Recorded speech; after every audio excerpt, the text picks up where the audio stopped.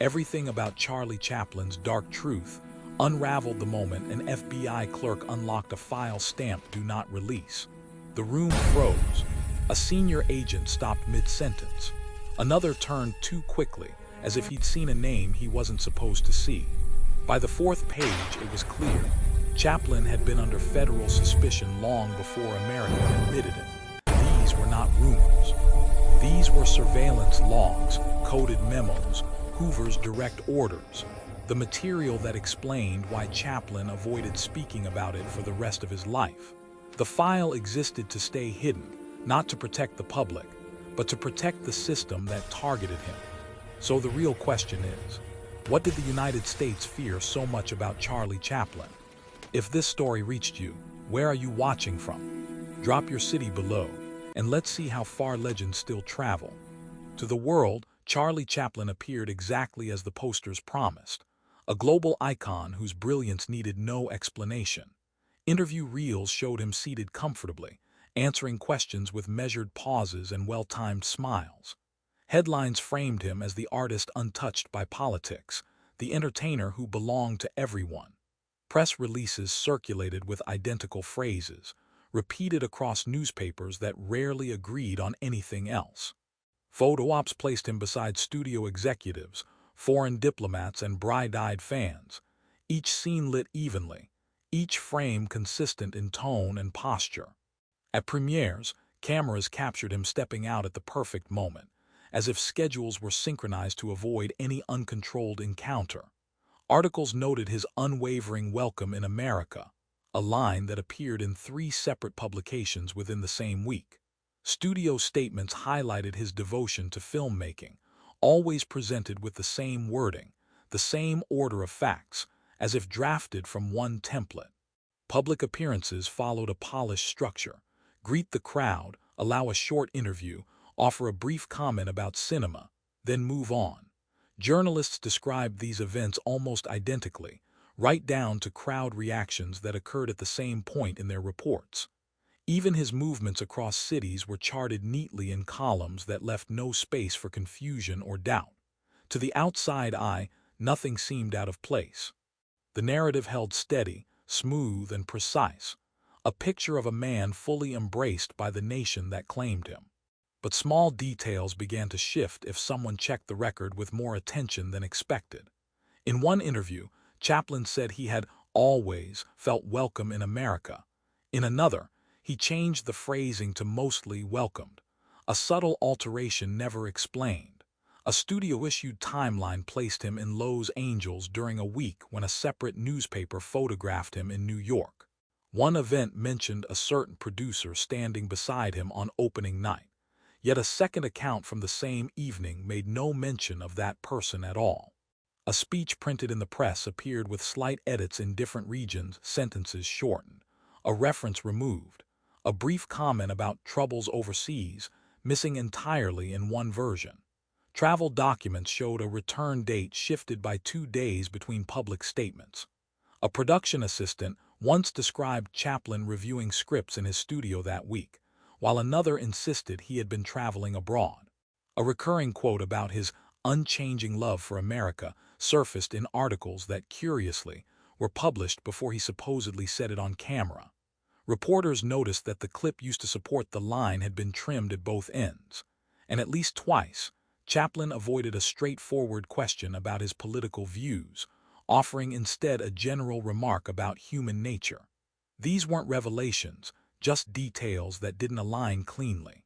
A few people noticed the irregularities but treated them as minor curiosities, not warnings. One reporter kept a handwritten note from an early interview, comparing it discreetly with a later transcript that didn't match her memory. A studio employee replayed a recorded statement twice after hearing a line delivered in a tone that felt slightly different from the printed version. A longtime friend of Chaplin's paused before answering a routine question about his travel schedule, then redirected the conversation to his work instead. A neighbor recalled seeing unfamiliar visitors outside Chaplin's residence late at night, but said little except that the timing seemed unusual. A fan studying an autograph photo noticed that a background detail had been edited out in the version printed in newspapers. A junior publicist hesitated when asked whether Chaplin had ever missed a scheduled press appearance, eventually settling on a careful, non-committal answer. None of these moments exposed anything, yet each added a faint tension beneath the surface.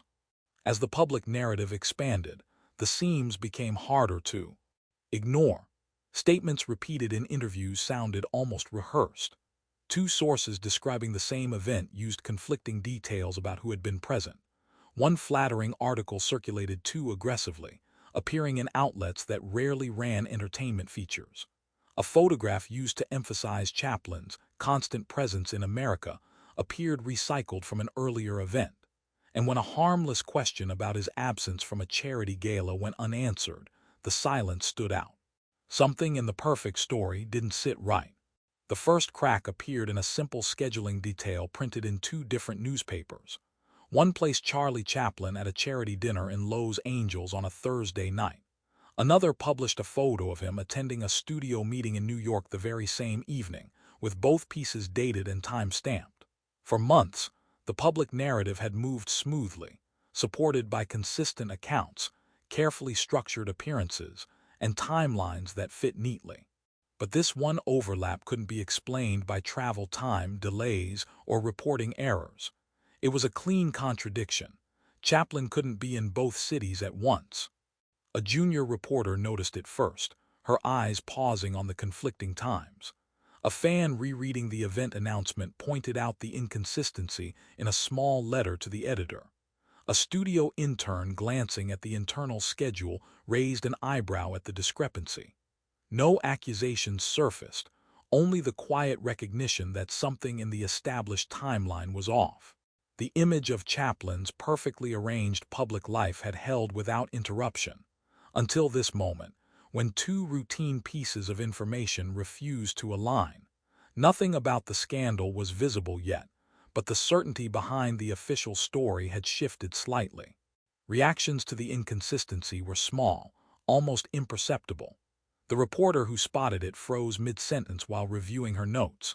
A photo editor zoomed into the New York image, then zoomed out again without commenting. A publicist clearing his throat before addressing a routine question offered a short, nonspecific reassurance. A studio assistant reread the Los Angeles timeline twice, then folded the paper without saying anything. A fan paused the posted video from the New York meeting and held the frame longer than necessary. One television host corrected herself during a segment, then immediately retracted the correction. A spokesperson asked for the date of the charity dinner to be repeated before giving a clipped statement. A coworker responsible for managing studio itineraries went silent when asked about Chaplin's travel that week. Two entertainment columnists described the same day using noticeably different time windows. A researcher reviewing archived footage stopped the playback at the timestamp and checked it against the printed schedule. No one declared the contradiction significant, but each reaction showed an instinctive pause, small, precise adjustments made when something doesn't match the expected pattern. The room hadn't turned, but it had tilted just enough for attentive observers to sense that the narrative was no longer perfectly aligned. Efforts to smooth over the discrepancy appeared quickly. A revised schedule was published online, noting that Chaplin's attendance at the Los Angeles dinner had been symbolic, implying he had supported the event without physically being present, something not mentioned in the original report.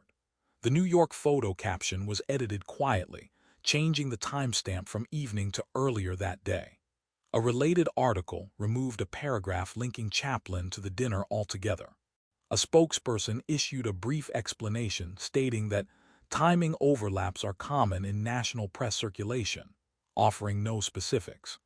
Studio staff repeated a line emphasizing Chaplin's busy but organized routine, a phrasing that appeared across multiple outlets with identical wording. An editor adjusted a timeline graphic on a televised segment, shifting blocks of time by small increments to reduce the overlap.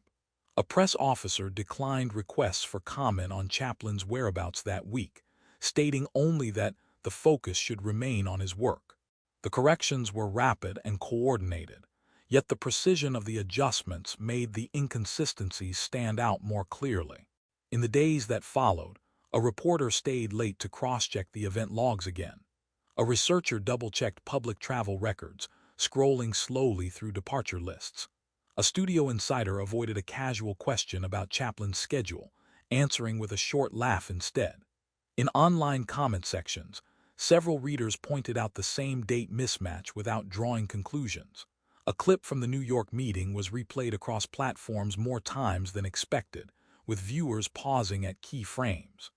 By then, the surface wasn't smooth anymore.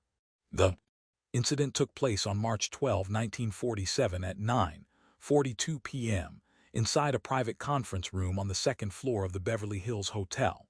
The room was booked under a routine studio alias. Present were Charlie Chaplin, a senior studio representative, an unlisted visitor from Washington, and a hotel staff member assigned to manage refreshments. Lighting was low, limited to two wall fixtures. A folder sat on the table, closed. A notepad lay beside it, unused. The window curtains were already drawn before anyone arrived. Chaplin entered through the main hallway. The Washington visitor entered through a side door not typically used by hotel guests. His arrival time did not match the entry logged at reception. The studio representative checked his watch twice, then shifted a chair slightly farther from the table.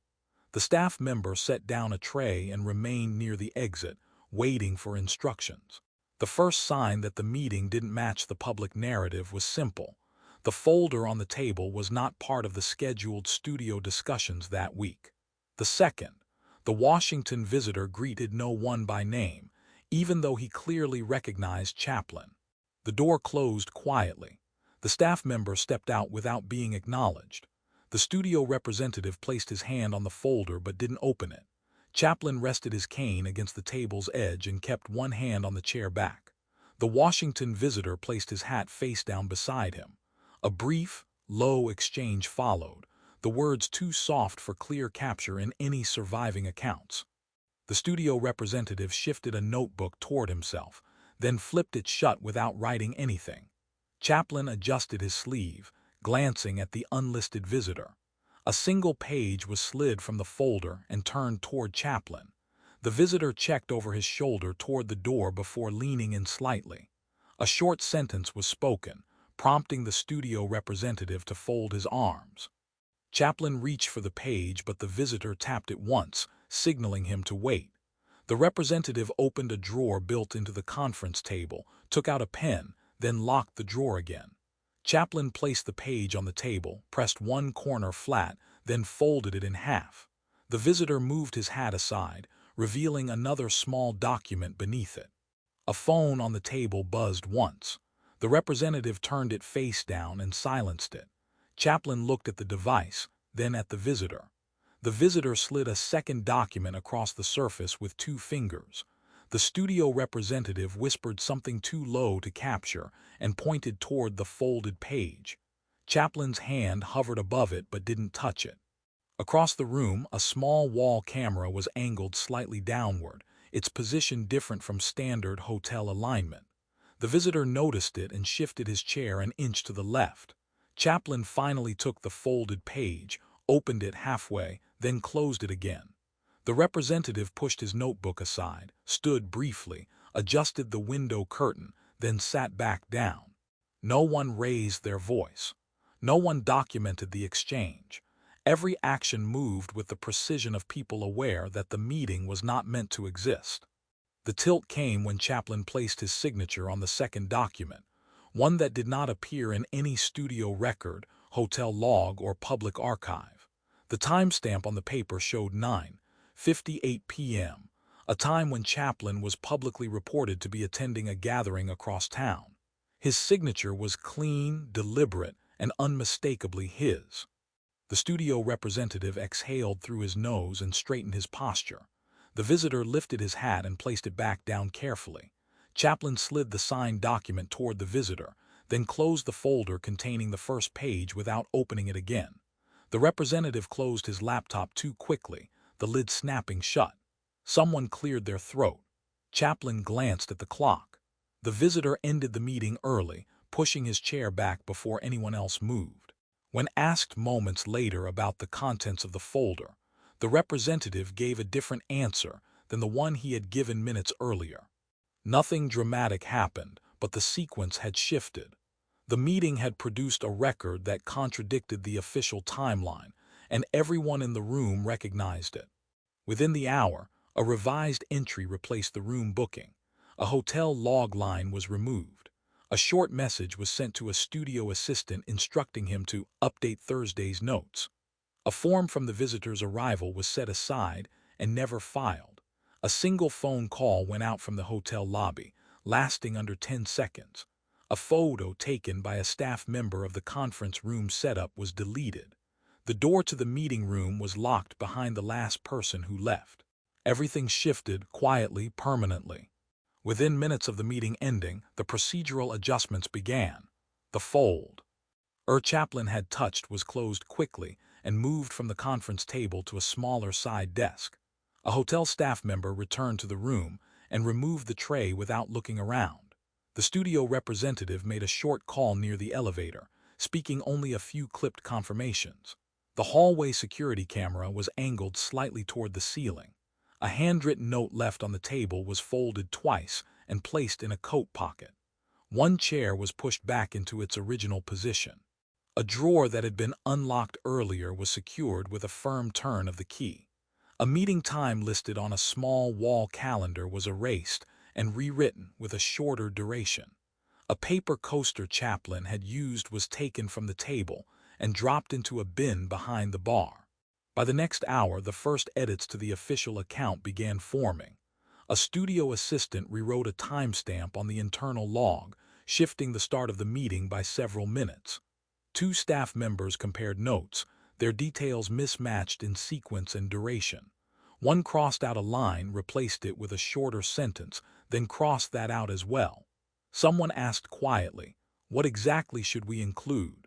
A draft message summarizing Chaplin's schedule was edited, reduced, then edited again, each version containing fewer specifics. A second draft came with a missing attachment that had been referenced in the body text. A calendar entry was shortened to half its original length. Someone printed the same file twice, each copy with different margins. A coworker suggested simplifying the sequence without explaining which part should be adjusted. One email arrived with a revised version, omitting two lines that were present in the earlier draft. A paper copy of the revised timeline was returned to the assistant with one instruction: keep it consistent. A discrepancy in the meeting's end time was left uncorrected. By the end of the night, 3 versions existed. None matched the original room booking. Before midnight, coordination settled into a controlled rhythm. A short call went out from the studio office containing only one sentence: use the standard outline. 2 individuals met briefly in a hallway, exchanging a glance before moving in opposite directions. A folder was handed off without commentary.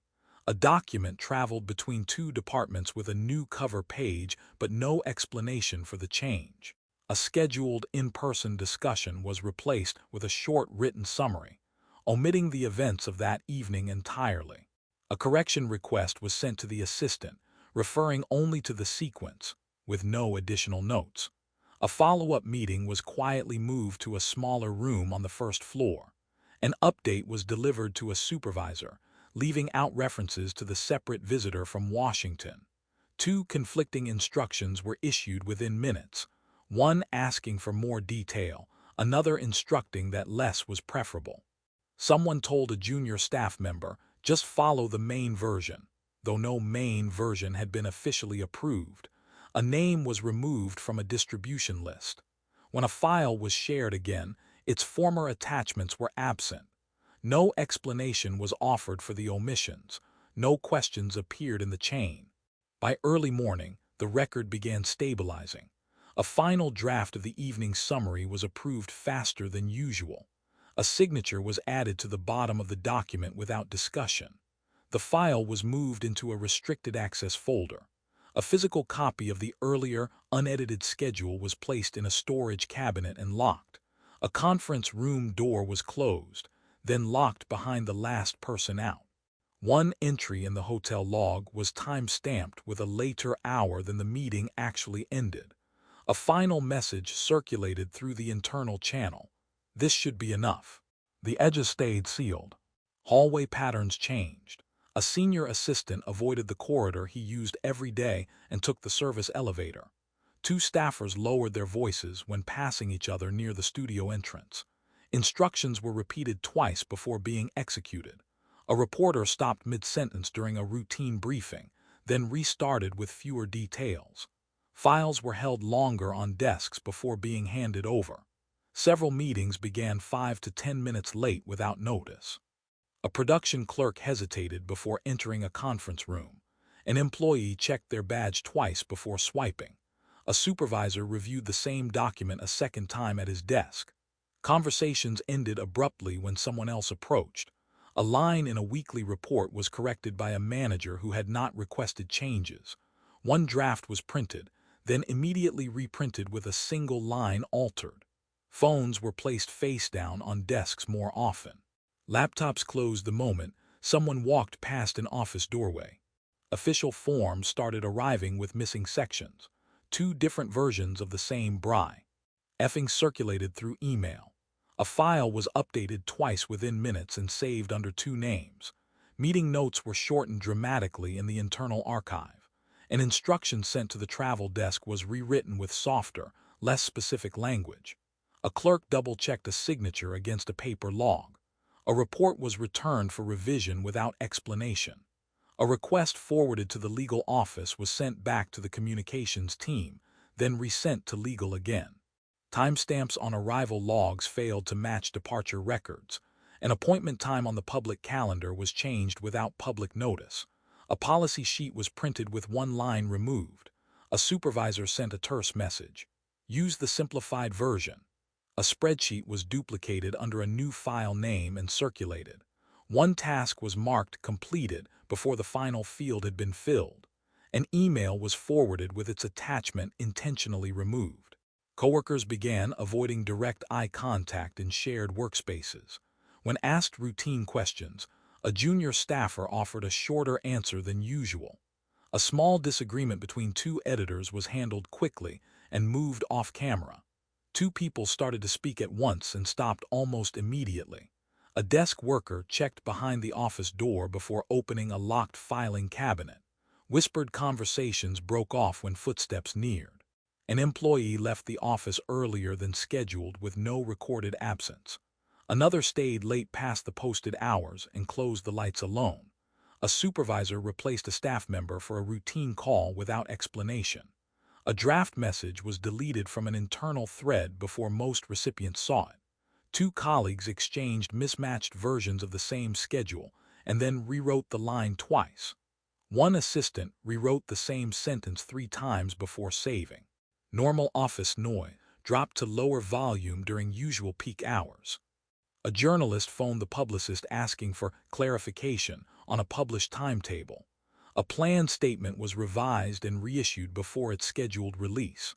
A line was removed from a press note and not replaced.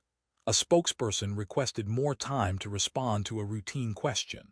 Two different audience numbers appeared in separate reports for the same event. An attachment expected in a public file was absent. During a broadcast, a producer deflected a question about timing and moved to another topic. A website page was updated quietly overnight with a corrected schedule. A statistic in a publicly posted report changed without announcement. An inquiry was opened with minimal wording and no contact details. A drawer was locked twice in succession. A file was left open on a shared screen and minimized when someone walked by. A name was whispered once, then avoided in conversation. Two employees stopped at the same doorway and stepped back to let each other pass. A document sat slightly out of alignment on a meeting table. The cracks had already begun to spread. The initial mismatch appears on a single sheet. Beverly Hills Hotel, second floor conference log, March 12, 1947. The entry reads, line by line. Room, conference room B, second floor. Reserved by, West Coast Studio typed. Arrival, 9:42 p.m. Handwritten. Participants, C. Chaplin redacted, W. typed. Notes, private review, materials enclosed, typed. Signed, C. Chaplin, Inc. Lower right. Departure, 10:05 p.m. Handwritten. On the same date, a separate file, Studio Public Itinerary, March 12, 1947, distributed to press, 8:00 p.m. Lists. 9:00 p.m. Chaplin Charity Dinner, Ambassador Hotel, Los Angeles. Press contact, L. Green, Studio PR, phone X, 4721. These two records cannot be reconciled without altering at least one timestamp or one signature. The conference log is a physical hotel register with inked handwriting and a stamped room number. The studio itinerary is a printed handout distributed to media personnel at 8:00 p.m. The log signature matches Chaplin's known autograph samples in pen pressure and slant. The conference log mismatch is the first of several aligned irregularities. Visitor arrival form, March 12, 1947, Beverly Hills Hotel reception, shows an entry for an unlisted visitor with arrival time 9:35 p.m., signed by reception. That line was later crossed out and initialed in pencil. Studio internal mail routing slip. A document stamped 3/13/1947 at 01:12 a.m. Notes.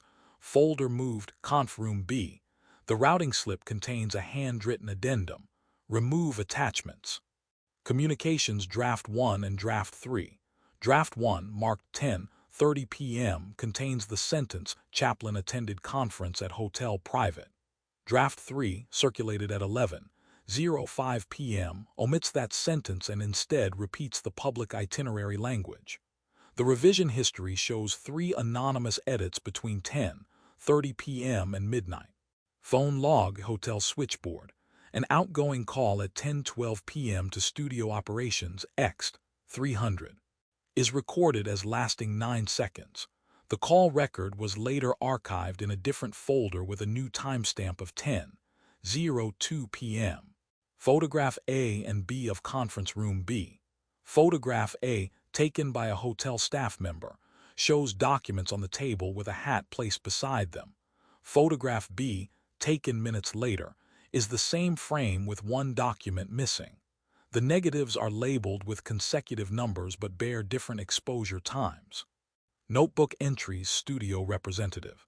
Entries for March 12 show a blank line at 9:50 p.m., followed by a later added note. See schedule, written in a different ink.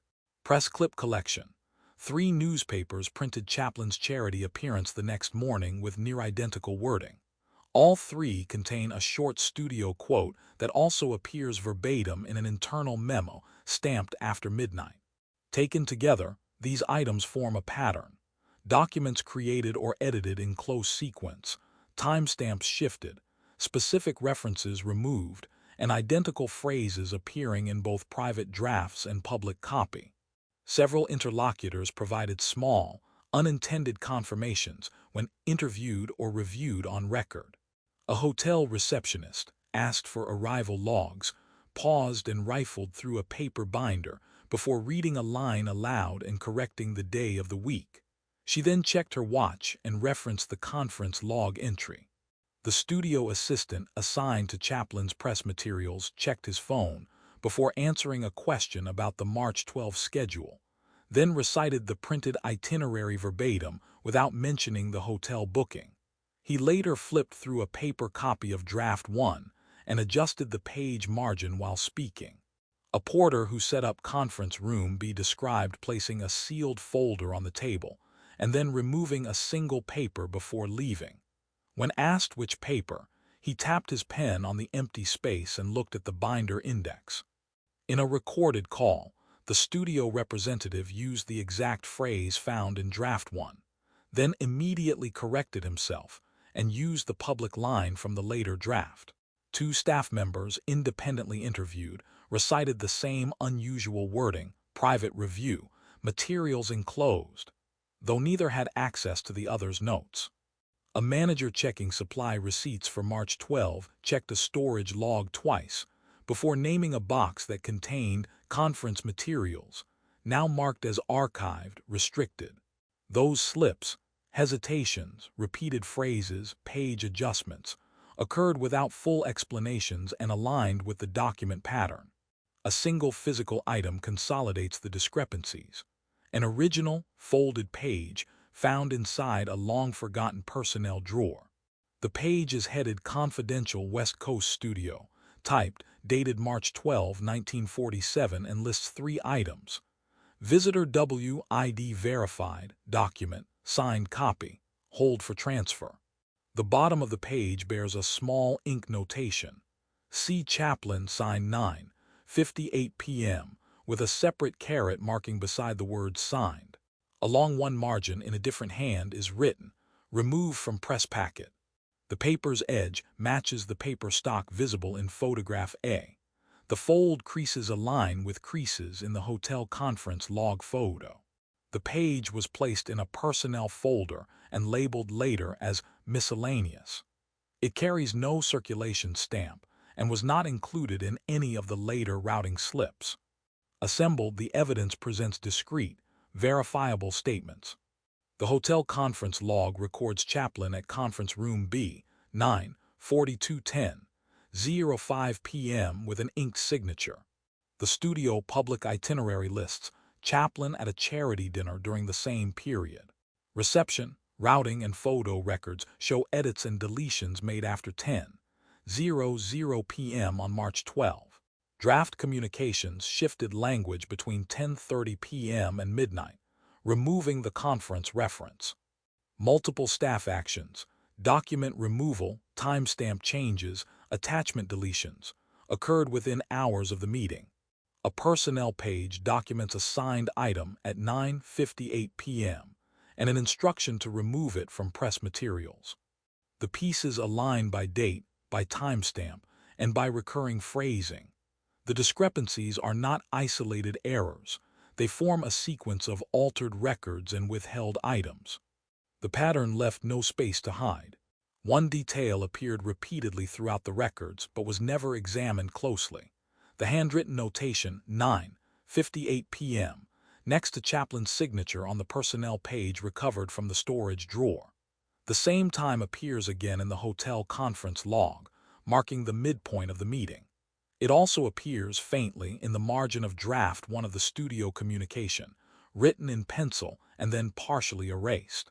The number is consistent across 3 separate documents stored in different locations: a hotel log, a studio draft, and a personnel record. None of these documents were meant to intersect. The notation carries no commentary, no initials, no explanation. And the precise time, repeated across unrelated files. The 9:58 p.m. time connects to several new, verifiable facts that shift the investigation's frame. The visitor arrival log, corrected and initialed, shows the Washington visitor checking in at 9:35 p.m., but a secondary desk log, filed separately, lists the same visitor stepping onto the second floor at 9:57 p.m., 1 minute before the signature time. A routing slip created at 01:12 a.m. references the signed item, using the same phrasing found on the personnel page, though routing slips and personnel pages came from different departments. 2 witness interviews, conducted weeks apart, contain identical phrasing describing the moment Chaplin placed the pen down, even though neither witness was present in the same room. A maintenance record from the hotel lists a camera adjustment in conference room B logged at 10:00 p.m., a 2-minute gap after the signature time.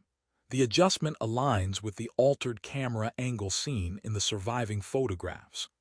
An internal travel ledger, believed to document Chaplin's location at the Ambassador Hotel that evening, shows an entry added after midnight with a different pen type than the rest of the page. Each fact aligns around the same precise moment. The timestamp becomes the fixed point from which the inconsistencies expand. The corrected arrival time, the routing note referencing a signed item, the mirrored witness phrasing, the camera adjustment, and the altered travel ledger all converge on the same minute. The final twist emerges when the hotel's secondary floor access log, digitized decades later, reveals an unedited entry. 10:04 p.m. E. Hoover visitor, escorted exit. The initials match J. Edgar Hoover, whose presence was never acknowledged in the hotel's official narrative, the studio records, or any public documentation. The timestamp places him in the same hallway as conference room B less than 6 minutes after Chaplin signed the undisclosed document at 9:58 p.m. The entry is consistent with the handwriting style used for all other visitor exits logged that night. No corrections, no overwrites, no redactions. This single record reframes the entire sequence: Chaplin's presence, the unlisted Washington visitor, the unsigned drafts, the altered timestamps, the concealed folder, the coordinated adjustments. All of them occur within minutes of a figure whose involvement was never admitted. Nothing was hidden, only ignored.